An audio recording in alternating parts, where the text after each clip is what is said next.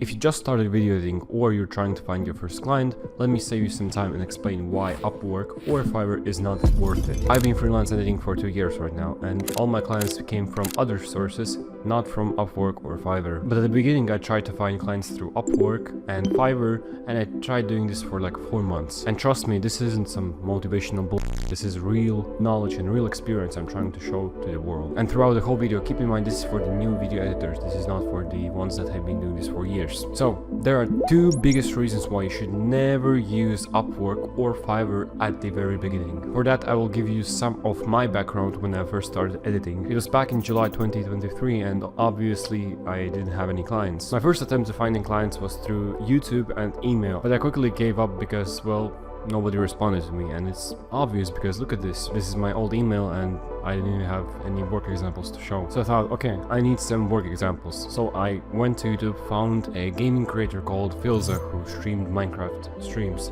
And I picked a stream and I tried to make a sample of like a stream highlights thing, and I made a video sample of it just to show to the world. So then I downloaded Upwork and tried to find my first client there. So let me tell you how Upwork works. It's basically an auction where people who need editing make an offer to the dashboard, and then editors like you and me bid for the best spot to be reviewed. Well, what does that mean? That means that when you bid the most amount of tokens, you will be on the first place of an auction, and that means that the person who made that offer will be reviewing you first. Then after that he can choose to review the second person, third person, and so on. That means that if you're in the 6th, 7th, 8th position or even below, that means you may not even get to the point where the person will review your portfolio because maybe he chose somebody else before you. And as I said earlier, you bid those tokens inside the app, right? Well, those tokens are basically paid. You are paying for the ability to be on the highest place on the auction, which makes it like a pay to win, which is a big red flag because in my 2 years of experience I've never paid a penny to find a client. Now yes, Upwork gives you free tokens every month, but that amount of tokens it gives you is just enough to make like 1 or 2 good bids on projects, which makes you like bid on something, wait for a month, then bid on something else, which is just way too long, and it's not optimal for you to find your first client. You will have to wait for a month to get your new tokens, give it to some kind of project,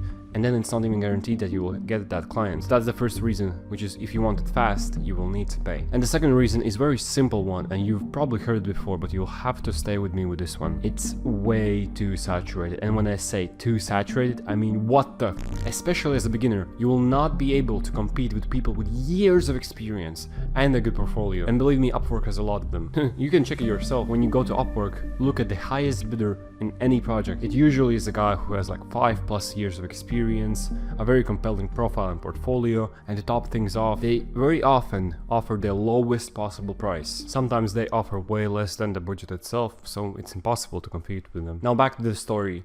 I tried for 3 whole months trying to find a new client, and in November of the same year, after getting ignored all the time, I got my first ever response. A guy asked me to make a sample edit for him. I spent like 2 hours to make an edit.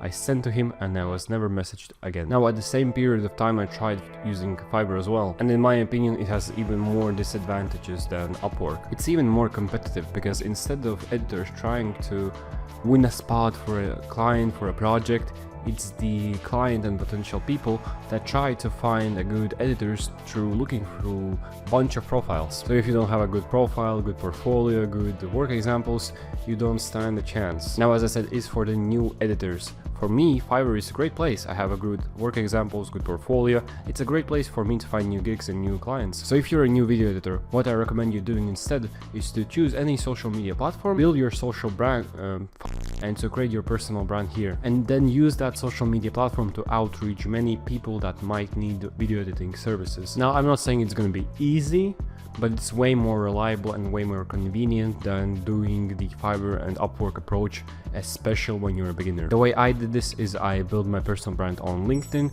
and I had no mentor or I had no help, so I was making content and I was building my personal brand for like 5 months before I got my first client. I'm going to make a separate video about how to get your first client on LinkedIn, so make sure you're subscribed, like the video, and I will see you next time.